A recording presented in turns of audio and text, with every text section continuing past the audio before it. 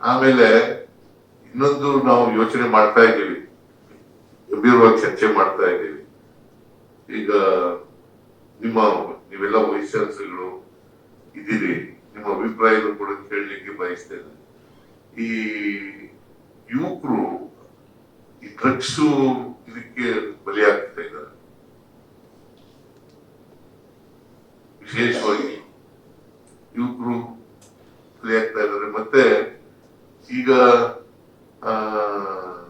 ಇದನ್ನ ಮಾಡಬೇಕು ಅಂತ ಯೋಚನೆ ಅನೇಕ ದೇಶಗಳಲ್ಲಿ ಮಾಡಿದ್ದಾರೆ, ಆಸ್ಟ್ರೇಲಿಯಾದಲ್ಲಿ ಮಾಡಿದ್ದಾರೆ, ಯುರೋಪ್ ಕಂಟ್ರಿಗಳಲ್ಲಿ ಕೆಲವು ದೇಶಗಳಲ್ಲಿ ಮಾಡಿದ್ದಾರೆ. ಮೊಬೈಲ್ ಬ್ಯಾನ್ ಮಾಡೋದು, ವಿದ್ಯಾರ್ಥಿಗಳಲ್ಲಿ ಮೊಬೈಲ್ ಬ್ಯಾನ್ ಮಾಡೋದು. ನಿಮ್ಮ ಅಭಿಪ್ರಾಯ ಏನು ಅಂತದನ್ನ ಕೇಳಿದ್ರೆ,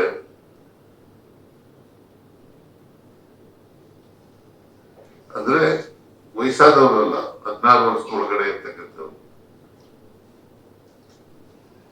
ಬಹುಶಃ ಬಹಳಷ್ಟು ಮಕ್ಕಳುಗಳು ಸೋಷಿಯಲ್ ಮೀಡಿಯಾದಲ್ಲಿ ಸಿಕ್ಕಾಕೊಂಡು ಹಾಳಾಗ್ತಾ ಇರ್ತಕ್ಕಂಥ